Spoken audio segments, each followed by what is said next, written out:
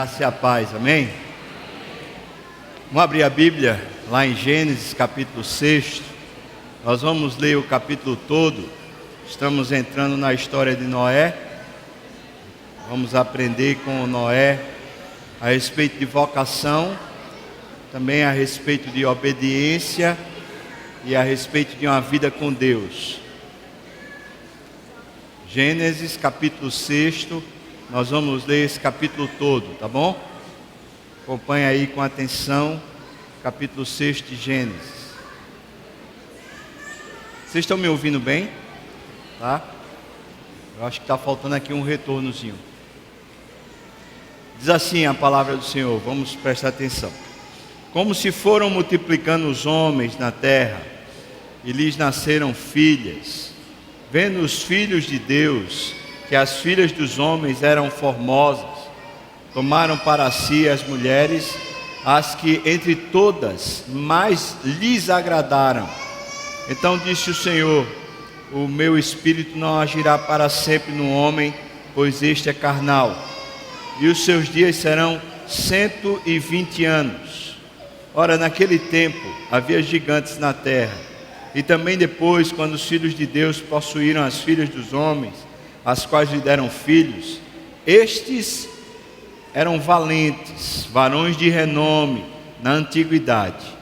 Viu o Senhor que a maldade do homem se havia multiplicado na terra, e que era continuamente mal todo o desígnio do seu coração. Então se arrependeu o Senhor de ter feito o homem na terra, e isto lhe pesou no coração. Disse o Senhor: eu farei desaparecer da terra, da face da terra, o homem que criei, o homem e o animal, os répteis e as aves dos céus, porque me arrependo de os haver feito. Porém Noé achou graça diante do Senhor. Eis a história de Noé. Noé era um homem justo e íntegro entre os seus contemporâneos. Noé andava com Deus, gerou 3 filhos, Sem, Cã e Jafé. A terra estava corrompida à vista de Deus e cheia de violência. Viu Deus a terra, eis que estava corrompida, porque todo ser vivente havia corrompido o seu caminho na terra. Então disse Deus a Noé: resolvi dar cabo de toda a carne, porque a terra está cheia da violência dos homens, eis que os farei perecer juntamente com a terra. Faze uma arca de tábuas de cipreste, nela farás compartimentos e a calafetarás com betume por dentro e por fora. Deste modo a farás: de 300 côvados será o comprimento, de 50 a largura e a altura de 30. Farás ao seu redor uma abertura de 1 côvado de altura. A porta da arca colocarás lateralmente. Farás pavimentos na arca, um embaixo, um segundo e um terceiro. Porque estou para derramar águas em dilúvio sobre a terra, para consumir toda a carne em que há fôlego de vida debaixo dos céus, e tudo o que há na terra perecerá. Contigo, porém, estabelecerei a minha aliança. Entrarás na arca tu e teus filhos, a tua mulher e as mulheres dos teus filhos. De tudo o que vive, de toda a carne, 2 de cada espécie, macho e fêmea, farás entrar na arca, para o conservares vivo contigo. Das aves segundo as suas espécies, do gado segundo as suas espécies, de todo réptil da terra segundo as suas espécies, 2 de cada espécie virão a ti, para os conservares em vida. Leva contigo de tudo que se come, ajunta-o contigo, ser-te-á para alimento, a ti e a eles. Assim fez Noé, consoante tudo o que Deus lhe ordenara. Amém. Vamos orar. Pai, já falamos contigo a respeito desse texto, Senhor. Já falamos também a respeito da igreja, do tempo que a gente vive. E agora, Pai, a gente quer pedir ao Senhor mais uma vez que o Senhor contemple a nossa pequenez aqui. Perceba, Senhor, o quão incapaz nós somos. Eu não tenho nenhuma condição, Senhor, de ensinar a Tua palavra. Teu povo não tem condição de ouvir a Tua voz. Por isso nós intercedemos pela mediação do Santo Espírito, aquele que ilumina o entendimento, que faz a gente perceber para a letra além, da letra além, o que Tu queres falar contigo, conosco, Pai. Por favor, inunda aqui esse lugar, como o Senhor já fez através dos cânticos.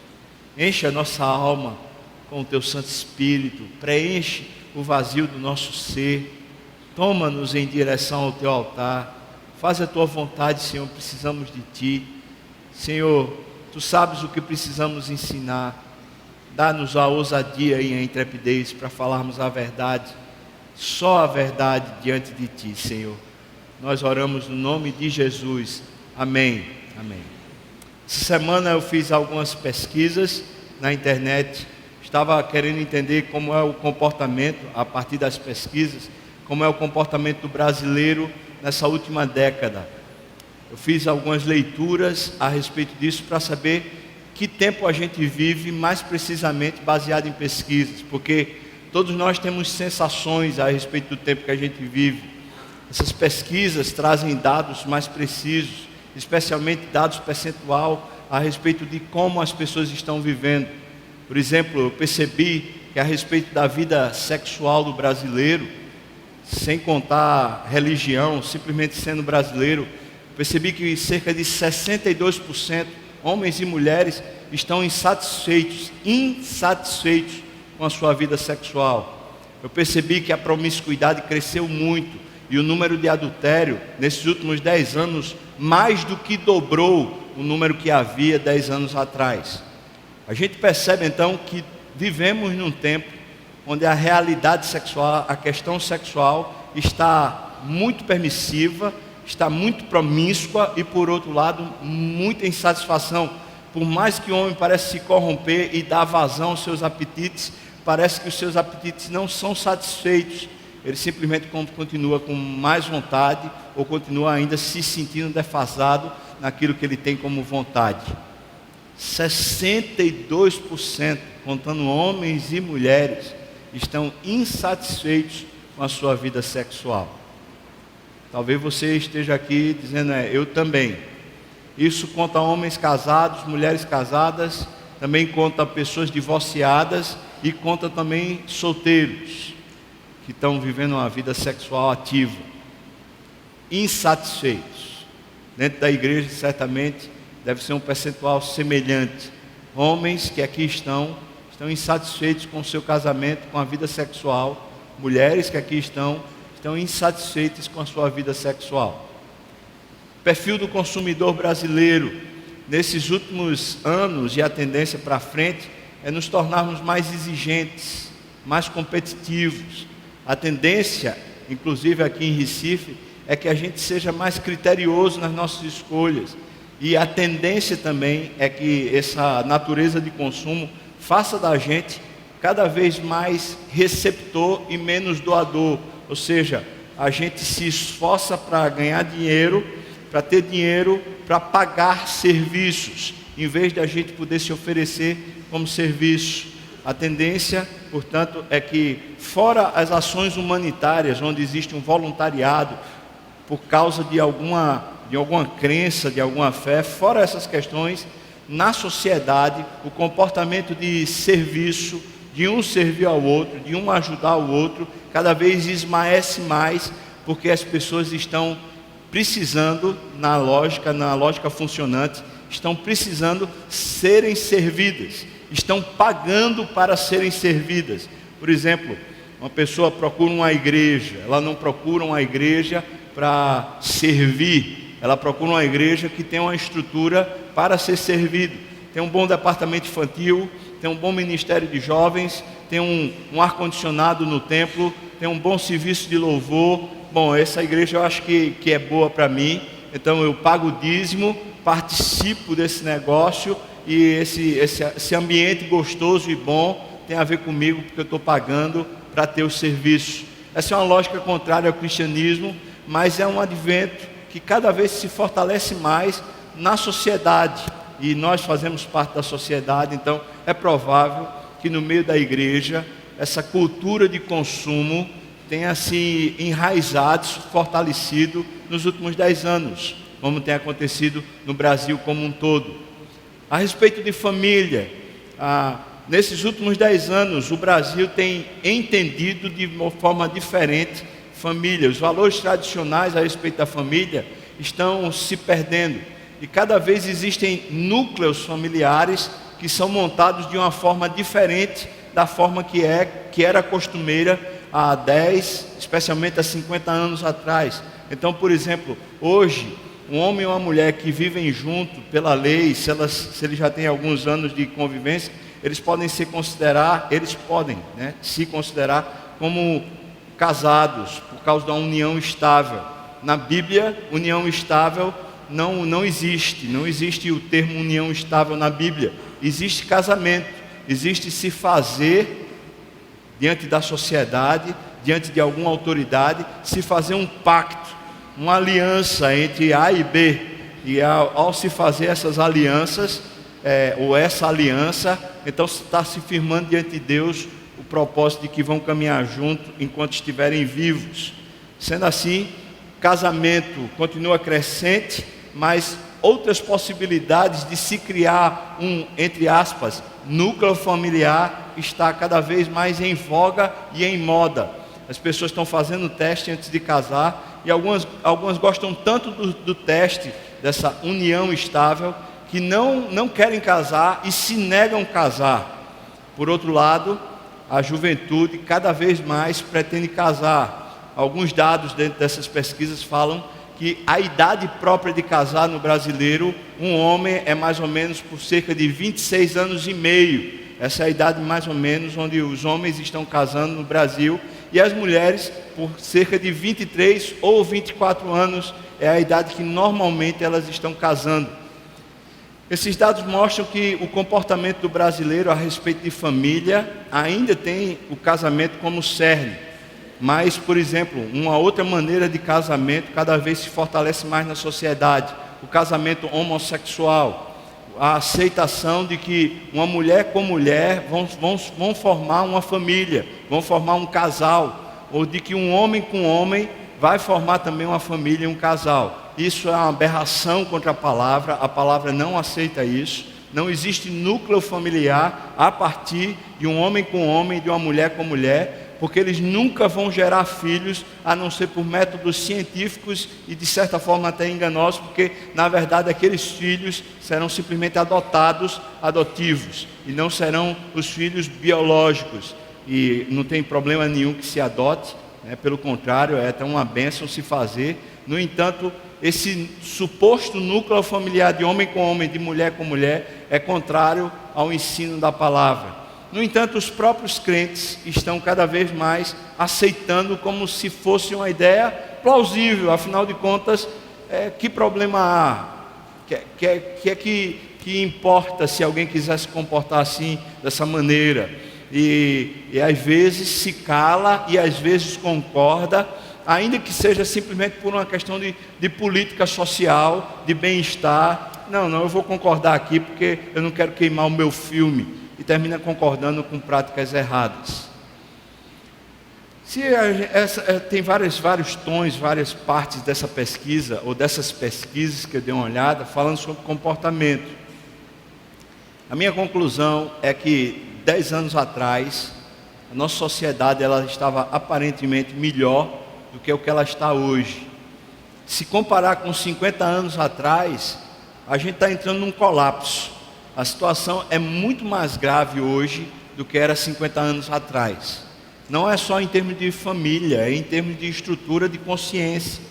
A mente, não apenas do brasileiro, mas a mente mundial, ou seja, o senso comum, a percepção da realidade, aquilo que é desígnio, a Bíblia usa essa expressão aqui, a respeito do tempo de Noé, desígnio, o desígnio do coração. Essa expressão que está aqui na Bíblia é essa expressão de as conclusões mentais, a maneira como a cabeça pensa, a maneira como a gente é levado pelas nossas emoções, pelos nossos desejos. Diz que na época de Noé era continuamente mal todos os desígnios do homem. Me parece, com base nessas pesquisas, que esses últimos anos que a gente tem caminhado como como sociedade, esses últimos 50 anos, há um encrudecimento, há um enrijecimento da perdição. As pessoas estão cada vez mais perdidas, elas não sabem um valor moral, elas não sabem um valor ético, elas não sabem onde se firmar, se arraigar, se estruturar para viver, até para dizer não aos seus impulsos, seja os impulsos de consumo, seja os impulsos das filosofias que vêm tentando roubar o nosso cerne, ou seja os impulsos de consumo que vão tomando a gente para que a gente viva conforme a moda ou conforme a lógica pragmática que o mundo vive. Estamos vivendo nesse tempo. Depois você pode fazer essas mesmas pesquisas e chegar às suas próprias conclusões. Não acho que eu estou sendo leviano ao dizer que a gente está piorando. Esses últimos 50 anos, como mundo, como sociedade, nós pioramos muito. Mas o que se fala a respeito da tecnologia e a respeito de conforto é que nós estamos evoluindo. E no sentido da tecnologia, de fato, a gente melhorou muito. A gente melhorou porque a gente tem acessibilidade e a gente tem acesso a quase tudo no mundo hoje via internet. A gente melhorou porque o processo de comunicação ficou muito mais rápido e dinâmico. A gente tem como conversar olhando no olho, praticamente, por assim dizer, numa pessoa do outro lado do planeta, através de recursos tecnológicos. A gente tem uma série de conveniências que foram trazidas pela tecnologia, que parecem facilitar a nossa vida, parecem trazer conforto. Por outro lado, algumas pesquisas que falam especialmente sobre a geração mais nova, que está crescendo em cima dessa tecnologia, diz que eles são avessos ao comprometimento pessoal, à interação olho no olho real, à interação tátil. Cada vez mais eles estão fiados, eles estão confiando naquilo que é tecnológico e cada vez menos naquilo que é humano, naquilo que é tátil, naquilo que é relacionamento interpessoal. A maneira deles conceberem um mundo é um mundo virtual. Alguém estava falando numa dessas pesquisas, falando sobre a capacidade de criatividade que essa geração mais nova perdeu. Porque quando alguém era mais antigo, daí 50 anos atrás, o que usava para imaginar era as suas distrações e também as leituras. Pegava um bom livro e ficava lá, até estava ouvindo Ariano Suassuna falando a respeito disso, de como ele na sua infância e na sua juventude, ele entrava no seu quarto depois de vir da escola, lia livros, ele dizia assim, abria um novo universo, onde eu viajava no novo universo, era um universo mental, a criatividade estava sendo exercida à medida da leitura. Hoje, os jogos, os videogames, assim como os filmes de Hollywood e tudo o que aparece naqueles filmes que é tão maravilhoso. Ainda ontem eu estava assistindo no Telecine um filme bem fantasioso chamado Frankenstein, e aquele filme lá mostrava um bocado de demônio e um bocado de gárgula e aqueles negócios, e aquela coisa tão bonita, cheia de fantasia, e a pessoa que assiste esses negócios não precisa mais fantasiar nada, porque as fantasias já estão prontas. Você acessa o mundo da fantasia que outro criou, não que a sua mente criou, e que essa geração vem sem condições, porque eles nunca são exercitados na condição da fantasia, na condição da criatividade. Então eles vêm extremamente pragmáticos e secos. A relação de consumo, a relação de pagar, dar e receber, se estabelece neles com muito mais força do que se estabeleceu na geração 10 anos atrás. 10 anos atrás. Já agora as crianças estão muito mais insensíveis, muito mais incapazes de amar, de se dar, de obedecer. Não é só por causa da questão da educação dos pais, mas por causa de toda essa tecnologia que está entrando na cabeça delas e fazendo delas uma pessoa muito mais robotizada do que humana. Nós estamos passando por todos esses processos. Esses processos são invisíveis. Quem é que foi e percebeu esse negócio num processo de 10 anos? Quem imaginou essas coisas? As pesquisas estão mostrando para a gente que elas estão acontecendo se a gente nota, se a gente não nota. O mundo, por mais que pareça que está melhorando, os carros são mais confortáveis, os apartamentos são melhores, as viagens são mais rápidas, os acessos à informação são muito mais rápidos e precisos, parece a gente tem uma sensação de bem-estar maior, parece que os recursos estão chegando no Brasil, parece que os recursos estão chegando aos mais pobres, a nova condição de vida está se chegando para a sociedade. Apesar dessa aparência e de benefícios reais que essas coisas estão trazendo, num bojo maior, numa dinâmica maior da vida, olhando para o cenário, parece que a gente está perdendo a qualidade de vida dia após dia. Isso sem falar das questões que estão acontecendo climáticas. Alguém poderia falar sobre aquecimento global, poderia falar sobre o distrato que tem havido com a natureza. Por exemplo, alguns cientistas falam que essa seca que tem ocorrido no sudeste do Brasil é fruto do desmatamento que tem acontecido na Amazônia. Ou seja, nós estamos sofrendo uma série de colapsos. A gente vê terremoto onde nunca tinha havido terremoto. Houve terremoto aqui em Caruaru. A gente está vendo vulcões que parece que estavam extintos entrando em erupção. A gente está vendo maremoto, está vendo crise para todo lado acontecendo de colapso na natureza. O degelo glacial, especialmente no Polo Norte, é imensamente grande. Os cientistas estão boquiabertos pensando o que vai ser dos próximos 10 anos. Veja só, a gente está falando de coisas que são no sentido de uma caminhada da humanidade. A gente está falando de coisas que são assim, um estalar de dedos. 10 anos não é nada numa história cronológica, e no entanto nos próximos 10 anos os recursos hídricos e os recursos de energia, não só no Brasil, mas no sentido mundial, o cenário não é bom. Você veio hoje aqui para ouvir essas coisas? Você veio hoje aqui para ouvir que a gente está tendo muito problema? Eu diria assim, se eu tivesse sentado aí, tivesse ouvindo um pregador falar o que eu falei, eu diria assim, para essas coisas eu posso assistir o jornal hoje, não é verdade? Para essas coisas eu posso assistir o Jornal Nacional, posso acessar essas pesquisas da internet, e eu vou saber dessas coisas. Irmãos, o texto que a gente leu fala que Noé discernia o seu tempo.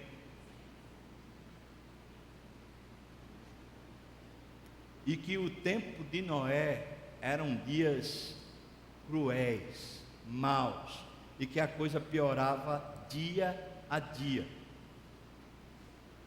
E que Noé conseguia discernir esse tempo que era mau. Dê uma olhada, por favor, para a gente não se perder. Capítulo 6 fala aqui que houve um envolvimento natural, mas diferenciado nos dias de Noé.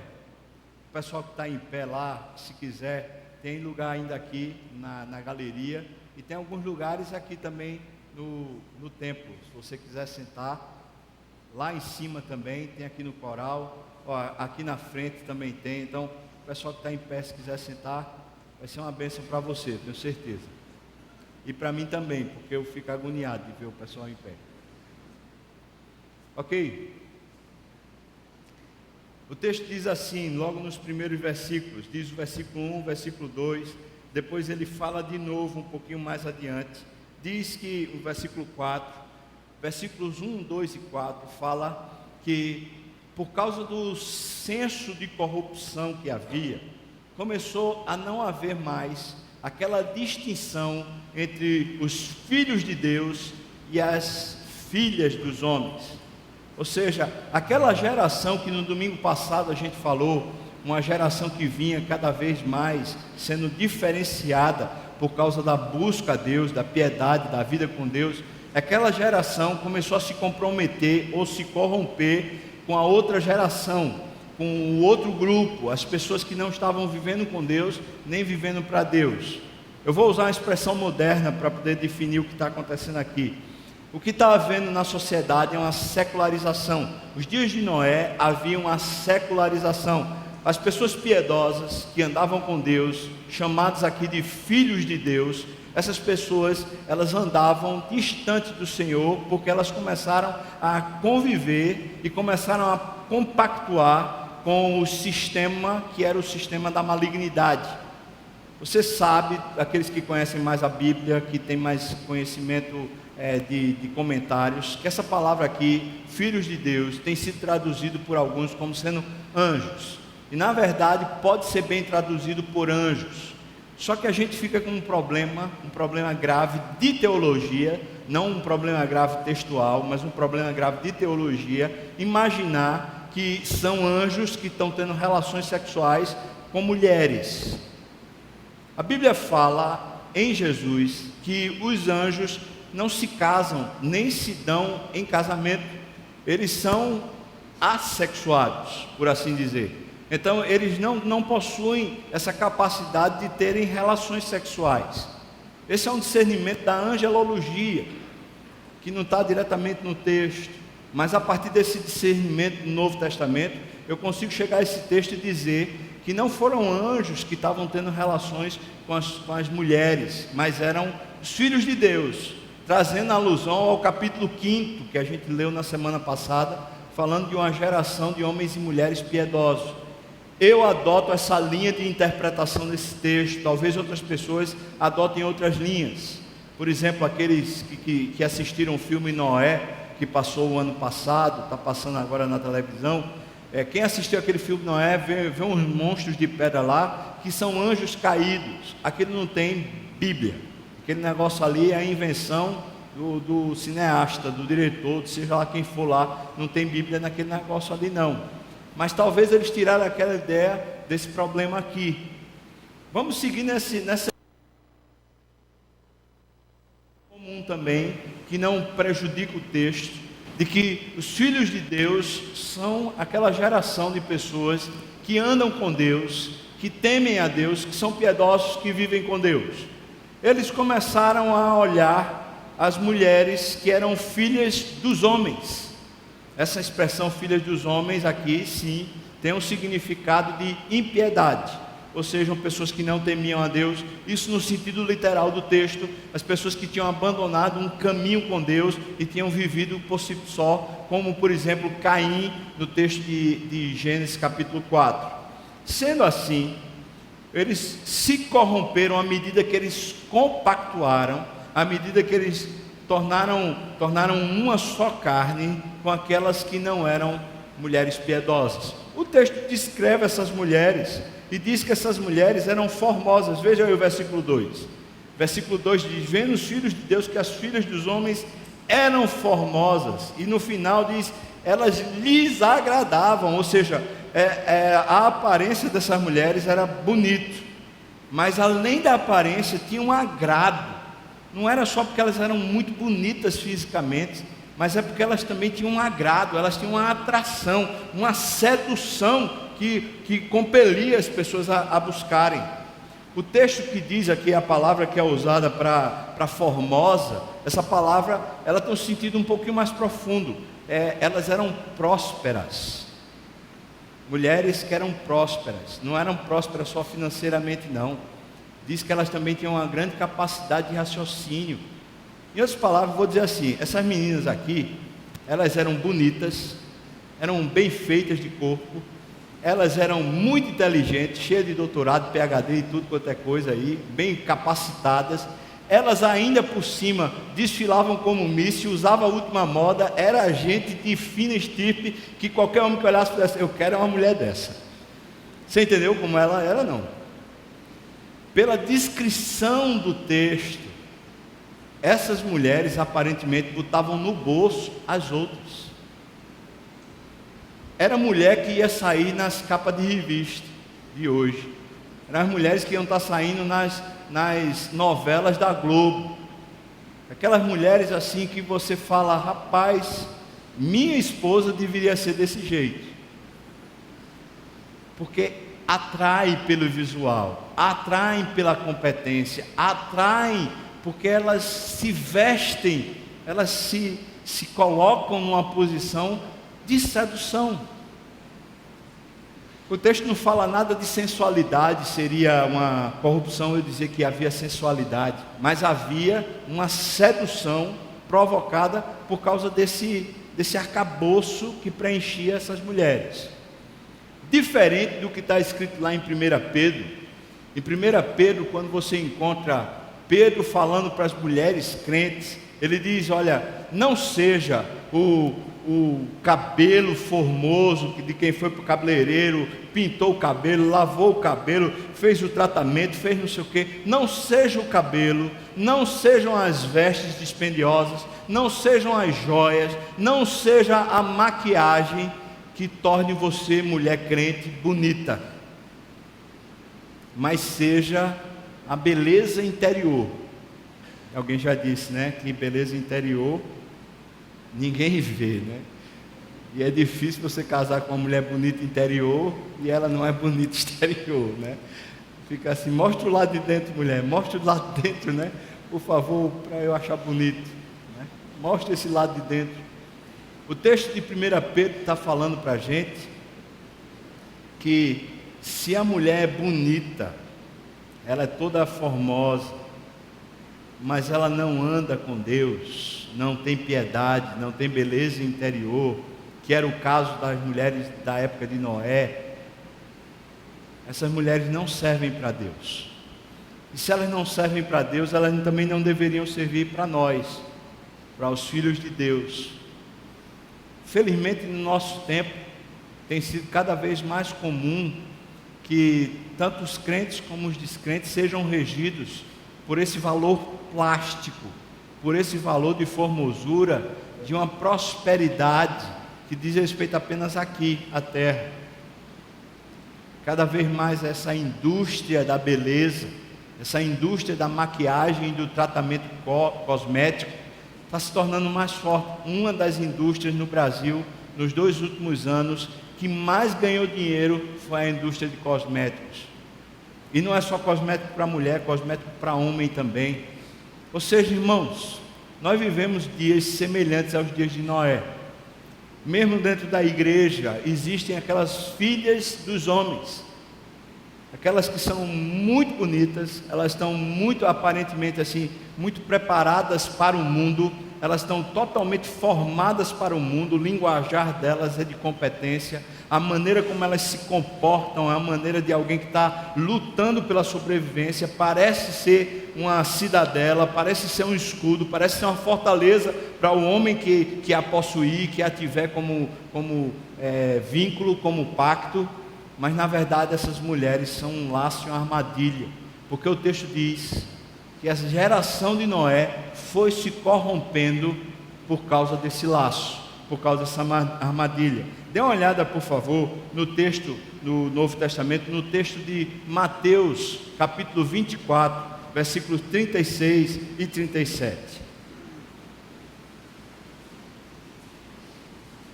Mateus, capítulo 24,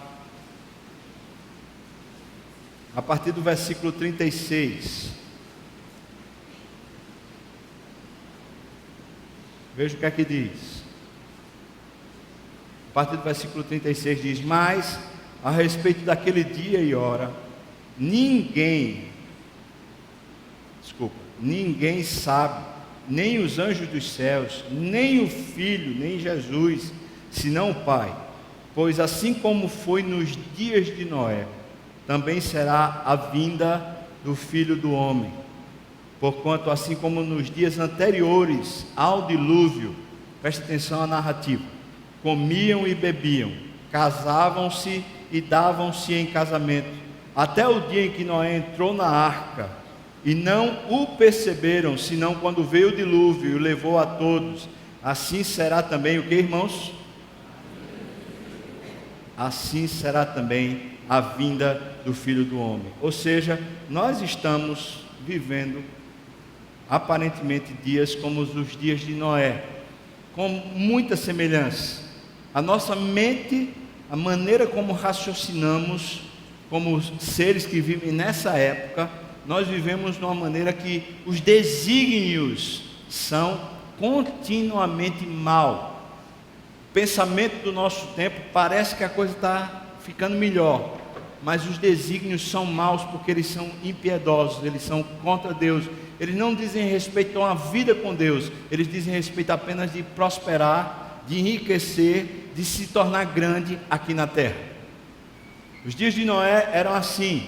O texto fala para nós no capítulo 6, volte lá, Gênesis 6, que diz que nos dias de Noé, os filhos que nasceram desse casamento entre os filhos de Deus e as filhas dos homens, diz aqui o versículo 4, diz que nasceram filhos, está vendo aí, versículo 4, capítulo 6, versículo 4, nasceram-lhe filhos, e esses eram valentes, está vendo aí, versículo 4, capítulo 6, versículo 4, esses homens eram valentes, diz, varões de renome na antiguidade. Essas duas expressões, valentes e de renome, varões de renome, elas poderiam ser juntadas numa ideia só. Era um pessoal, uma galera extremamente orgulhosa, jactanciosa, era a galera que se achava, rapaz, eu sou bom, eu sei que eu sou bom. Os filhos de Deus, quando se casaram com as filhas dos homens, quando começaram a educar seus filhos, não em piedade, não em busca a Deus, mas começaram a educar seus filhos para se tornarem bons, competentes, excelentes, valentes, homens de renome, cuja glória deles é a sua empáfia, cuja glória deles é o seu ventre. Esse pessoal que estava sendo a descendência dos filhos de Deus com as filhas dos homens, era um pessoal que tinha, na perspectiva humana, eles tinham os títulos, eles tinham os cargos, eles tinham o poder, eles tinham a ascensão, eles eram nobres, eles tinham mais do que os outros, eram gente valente. A ideia de valente é essa pessoa arrojada, não é simplesmente uma pessoa que luta contra a outra, que se põe contra a outra ou sobre a outra, mas de pessoa arrojada. E varões de renome diz respeito à glória e à empáfia que a glória traz. Ou seja, era gente, esse tipo de gente está nascendo dos filhos de Deus com as filhas dos homens. A criação dos filhos de Deus agora, eles não estão criando os filhos para Deus, eles estão criando os filhos para o mundo. Eles estão criando os filhos para se tornarem competentes, cheios de glória, valentes aqui na terra. Essa palavra valente não é a palavra ousada que é usada no Novo Testamento. Ousadia e intrepidez é espiritual. Esse valente é a mesma palavra que é usada por Jesus quando diz que um valente estava na casa até que veio o mais valente e tomou a casa. É um espírito de rebeldia, que não se curva, que não se humilha, que não depende de Deus. Esse espírito de valentia, esse espírito de renome, é o espírito que não deixa Deus atuar, não deixa Deus fazer parte, não deixa Deus ser Senhor sobre si, ainda que Ele seja Senhor sobre o universo todo. São pessoas que se gabam em si mesmas, elas se gabam dos cursos, dos concursos, das ideias, da nobreza da família, da nobreza do recurso monetário, da nobreza do status que elas possuem social, do cargo que elas têm. Elas se jactanciam em si mesmas e não em Deus, porque elas não têm nada a ver com Deus, a não ser na sua própria competência. Eu vejo a nossa sociedade, acho ela um pouquinho parecida, inclusive falando sobre pais e mães que são crentes. Às vezes o casal é crente, mas não cria os filhos para Deus, e até diz, não, eu estou trazendo para a igreja, mas não cria os filhos para Deus. Cria os filhos para serem valentes, cria os filhos para serem varões de renome. Os caras vão ser bons, eles vão entrar lá, eles vão participar lá de Brasília, da cúpula do governo. Esses caras vão ser bons, eles vão participar dos principais cargos da sociedade. Os caras vão ser bons, eles vão passar nos concursos. Eles vão ser bons, eles vão ser aqueles que vão passar nos melhores vestibulares. Eles vão ser bons, mas eles não vão ser de Deus, porque não tem problema nenhum em ser de Deus e ser bom em qualquer essa outra coisa, mas tem todo o problema em ser bom nessas coisas e não ser de Deus.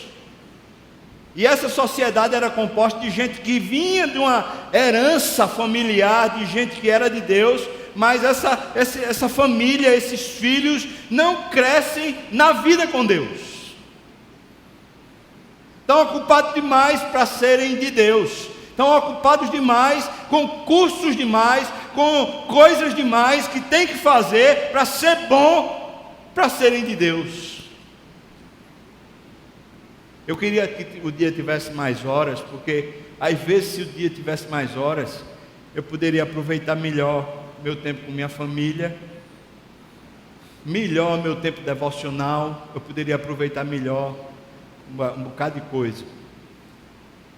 Mas eu percebo logo que o problema não é o dia ser maior, o problema é justamente como eu organizo o dia.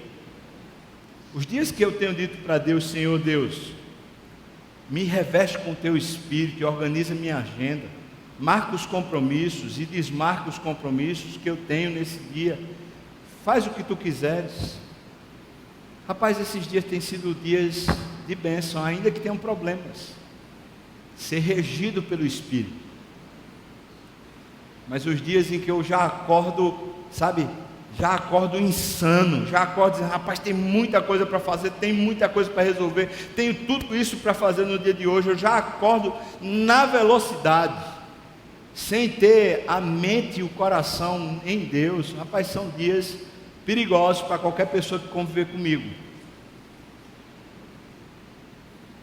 Mas as pessoas, uma boa parte delas, estão na igreja, mas não estão em Deus.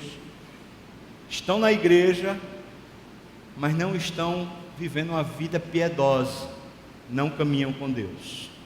Eu preciso perguntar para você: como é que está a sua vida com Deus? Seu corre-corre, homem, mulher de Deus, como é que está a sua vida com Deus? Deixa eu perguntar, como é que está a criação dos filhos? Você cria os filhos para quem? Para o mundo ou para o Senhor? Outra época aí, o pastor Léo estava dizendo: tem pais, Fubá, pais que o filho diz assim: eu quero fazer o treinamento, eu quero fazer o discipulado, mas os pais dizem assim: esse é um ano de vestibular, você tem que priorizar, você tem que priorizar, não vai dar conta, então você tem que priorizar. Priorizar o quê, pai? Mãe, priorizar o quê mesmo? Priorizar o quê?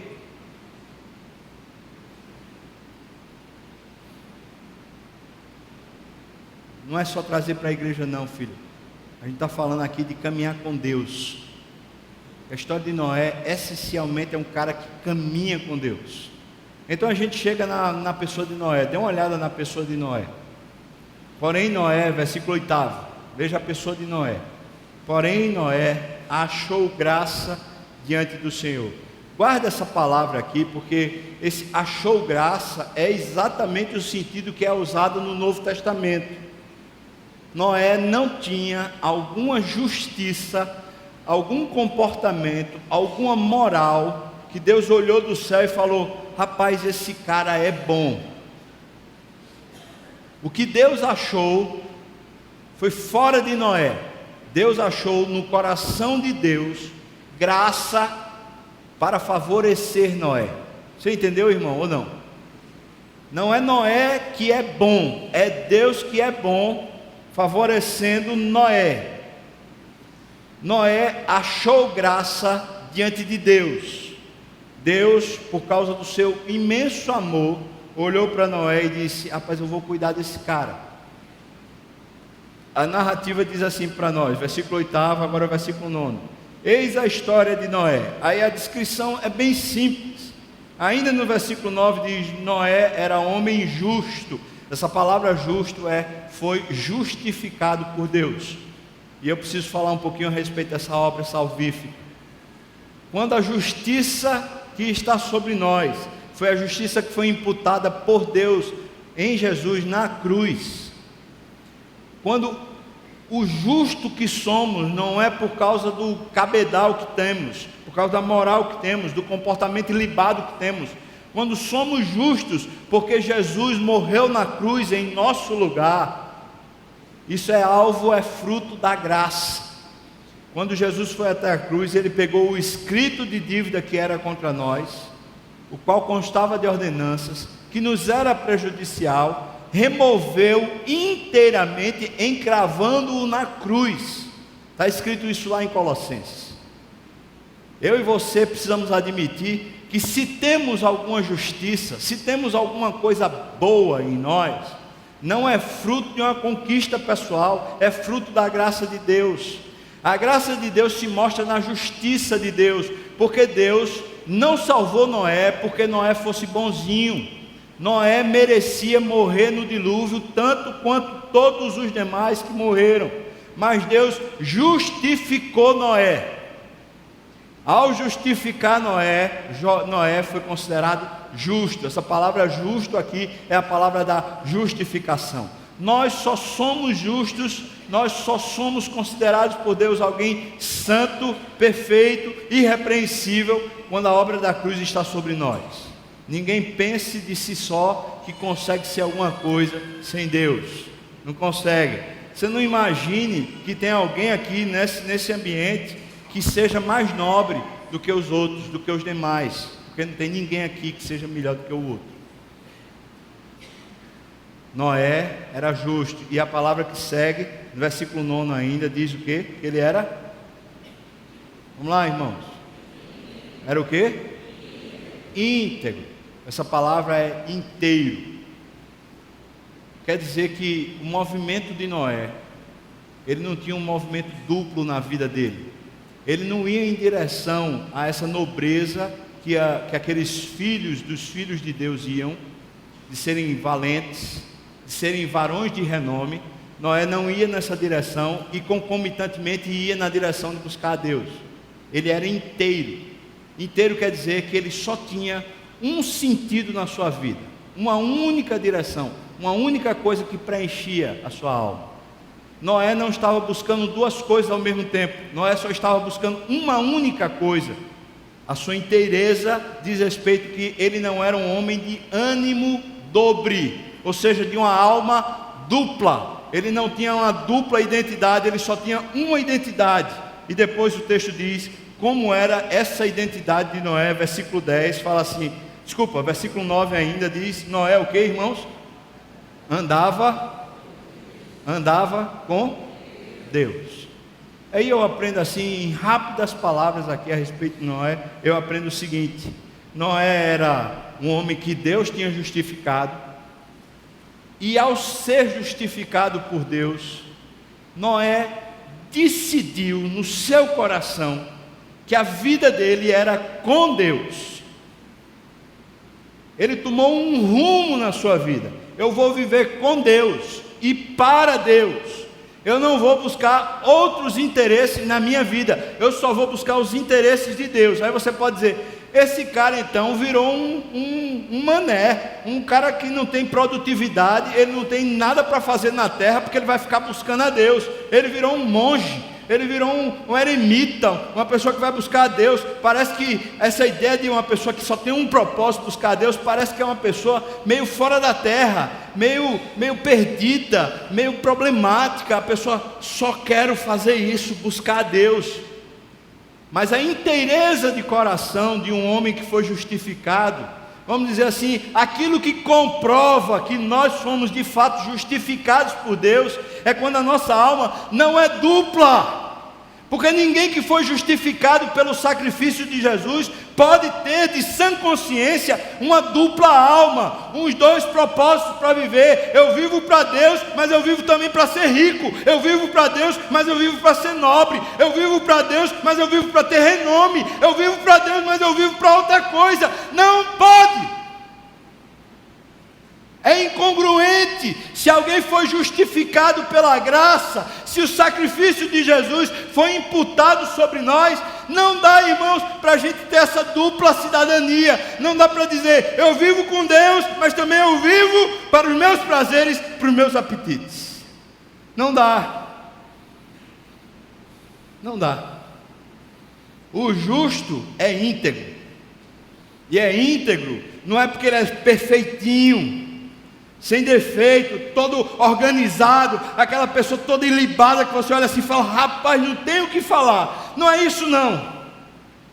É inteiro porque ele tem a alma apegada a Deus, e ele diz, eu vou viver com Deus, eu vou viver para Deus. Por isso a expressão é, andava com Deus. Noé. E o fato dele andar com Deus não tornou ele uma pessoa improdutiva, uma pessoa com a mente fechada, vazio, perdido, um eremita e um monge, uma pessoa que aparentemente não tem nada o que acrescentar à sociedade. O fato dele ser assim, justo e íntegro, que andava com Deus, fez com que ele percebesse muito bem o tempo que ele vivia. Noé era mais situado a respeito da realidade vigente do que qualquer outro habitante da face da terra.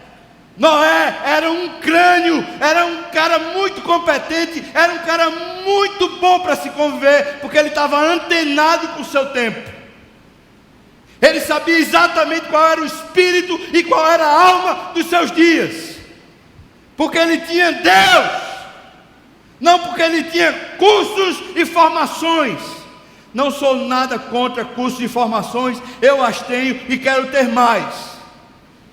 Mas eu sou contra qualquer processo que seja nosso sem Deus.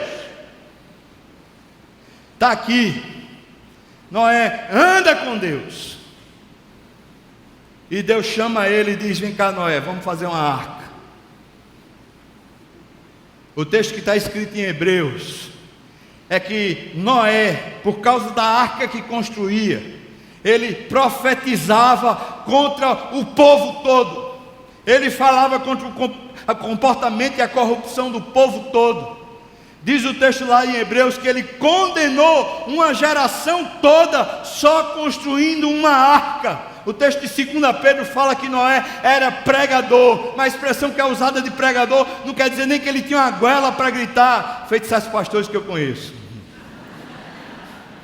Mas que Noé, fazendo a arca, ele proclamava: vocês vão morrer e vão para o inferno, porque não conhecem a Deus. Era isso que Noé proclamava à medida que construía um barco. Agora preste atenção, irmão, porque ele construiu um negócio que não tinha nada a ver com o seu tempo. Era uma nova tecnologia, parece uma nova razão funcionando. O que é que esse cara está fazendo quando ele faz esse punhado de madeira, começa a construir uma instalação gigante? O que é que ele vai fazer? Quem olhasse de fora não entendia. Na alma de Noé ele entendia. Deus havia chamado ele. E eu quero falar só isso para encerrar esse momento. A gente vai continuar falando sobre a história de Noé nos próximos domingos. Mas eu preciso dizer para você: toda vocação de Deus, toda, Deus chama uns para serem advogados, Deus chama outros para serem dentistas, Deus chama outros para serem médicos, outros para serem professores, outros para serem da cafeteria, outros para, sei lá, tanta coisa que Deus pode chamar, tanta gente para chamar, para fazer, para executar, para estar na terra fazendo alguma coisa. Mas a essência da vocação divina, sempre, em todos os modelos onde Deus chamou, a essência da vocação divina, o chamamento divino, é para você ser alguém que salva o mundo. Noé foi chamado para salvar o mundo, para salvar o mundo da perdição, para salvar as histórias da perdição. Só 8 pessoas se salvaram na arca, mas dentro da arca também se salvou todos os animais, e também foram salvos muitas espécies de plantas dentro da arca. Noé era um profeta, um visionário, o cara tinha uma cabeça de gênio, ele era extremamente cientista, ele era tremendo, mas ele era porque ele andava com Deus. Quando ele fez a arca, na vocação, e a vocação, eu já observei demais esse negócio, porque isso é estranho, é ou não é? Pensa, o cara viveu a vida toda para construir um barco. O sentido da vida de Noé, se fosse só construir um barco, alguém ia dizer: rapaz, esse cara viveu inutilmente, só para construir um barco. Mas o propósito do barco era salvar. Quando você constrói uma empresa, o propósito é salvar vidas. Quando você assina documentos e lê documentos e vai, por exemplo, advogar a causa de alguém, é para salvar. É para trazer salvação. Quando você vai para o consultório médico, você vai saber, é para salvar. Eu não estou falando de salvar o corpo não, irmão, estou falando de salvar a alma, é para salvar. Quando você vai dar aula na escola onde você trabalha, é para salvar. Quando você vai para o escritório, onde você trabalha lá, de repente é uma pessoa que faz a parte de copa, de cozinha, é para salvar que você faz o cafezinho para salvar. A vocação, ela pode ter múltiplas maneiras de se apresentar. E eu e você somos espalhados toda segunda-feira, nós somos espalhados por esse mundo de Deus. Alguns vão para o exterior, outros vão para outros estados do Brasil, viaja-se, faz uma série de coisas, e nós fazemos tudo isso para quê? Para ganhar dinheiro e pagar conta. Pelo amor de Deus, me dê um motivo maior para eu viver, porque se fosse só para isso, para que então a gente continua nesse alvoroço, nessa canseira, nesse enfado? Uma vocação celestial, se Deus um dia passou em você e lhe justificou, lhe salvou, lhe trouxe para caminhar com Deus, Ele lhe chama. Não tem uma pessoa que não foi chamada, nenhuma. Todos foram chamados, e quando é chamado para salvar. Esse é o motivo, e esse é o caminho da nossa vocação. Chamados por Deus para abençoar a terra, para salvar vidas. Noé chegou no céu e tinha 8 pessoas salvas, inclusive ele, nesses 8. Mas quando a gente olha a história toda, diz: eu só estou aqui por causa de Noé. A vida e o caminho com Deus só se preservaram por causa de Noé. Então eu posso dizer que eu, de alguma maneira, sou herança de Noé. Lá, milhares de anos atrás, eu sou herança de Noé. Quero lhe chamar, irmão, para dar uma definida. A minha vida vai ser para quê mesmo? Para quê? Porque a história de Noé está bem definida. O tempo que ele vivia não era melhor do que o nosso, existencialmente falando, e de pecado, de corrupção e de problema, era tão ruim ou pior do que o nosso. E se a gente fizer a leitura do que Jesus disse, e a gente disser que os nossos dias são os dias da segunda vinda de Jesus, então a gente pode dizer que há uma equivalência. Eu não sei se são os dias da vinda de Jesus, mas podem ser, há sinais de que são. Então são dias de equivalência. No máximo a gente vive dias equivalentes aos dias de Noé. Mas Noé teve uma definição no seu coração, porque ele foi justificado pela cruz. Ao ser justificado, esse cara foi íntegro, ele andou num só propósito na sua vida. E ao andar num só propósito na sua vida, ele andava com Deus. Porque o único propósito é andar com Deus. E ao andar com Deus, ele fez coisas nessa terra que ninguém na geração dele foi capaz de fazer. Ele foi eficiente, ele foi competente, ele foi brilhante, ele foi gênio, ele foi extraordinário na época dele, porque andava com Deus. Eu quero lhe chamar para andar com Deus, só isso. Mas isso como uma definição da salvação. Rapaz, eu fui salvo. Será que tem alguma outra coisa para eu fazer nessa terra senão buscar a Deus? Eu vou trabalhar para buscar a Deus. Eu vou me casar para buscar a Deus junto. Eu vou criar filhos para buscar a Deus. Eu vou preparar, uma empresa, preparar um negócio, assinar um documento para buscar a Deus. Será que isso é possível? Ou será que a gente está delirando? Uma pessoa inteira é uma pessoa assim. Pode trabalhar no escritório, pode ter o cargo que for, pode ter os holofotes que existirem sobre si. A pessoa está buscando a Deus. É o propósito da sua vida. Vamos orar? Vamos orar. Feche seus olhos se você puder. Eu queria orar também. Começa o mês de março, a gente começa a ter uma agenda muito cheia, mais do que janeiro e fevereiro, e a gente começa a meio que se perder na vida devocional, na busca por Deus, nessa identidade da gente. Eu queria chamar você de volta. Se você já começou a se perder esse ano, já não está mais focado, centrado, eu queria chamar você para orar, dizer: Deus, me traz de volta, eu quero caminhar contigo. Se você quer, você entendeu, ouviu a voz do Senhor e está querendo, está dizendo: eu queria convidar você a ficar de pé, eu quero orar com você, não por você, mas com você, porque eu também preciso, eu também quero. Fique de pé, por favor, nós vamos orar juntos, se essa é a nossa oração, se é o motivo do nosso coração agora. Fique de pé.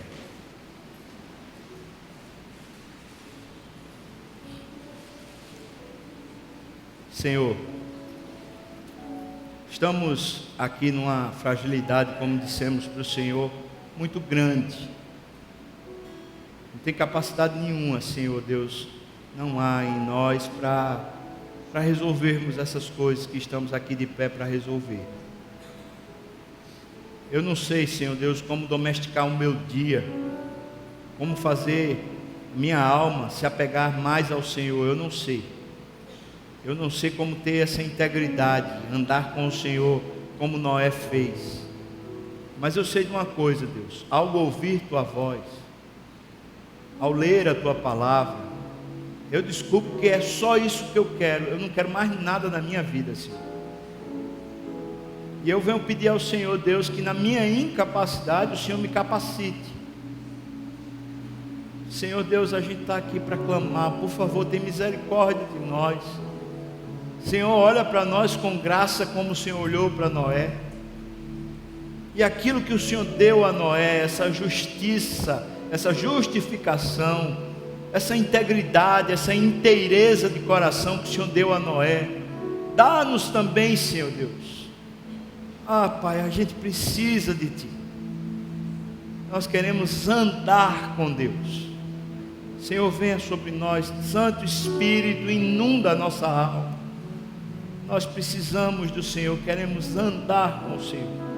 Assim nós entregamos ao Senhor esse momento e clamando ao Senhor que faça uma diferença no trabalho, na casa, nas produções, nas leituras, no investimento, na mordomia, nas execuções de projetos, qualquer coisa. Deus, por favor, toma a direção, enche-nos com o Teu Santo Espírito, toma a nossa alma para Ti, Senhor. Tudo nós entregamos a Ti, no nome de Jesus. Amém, amém.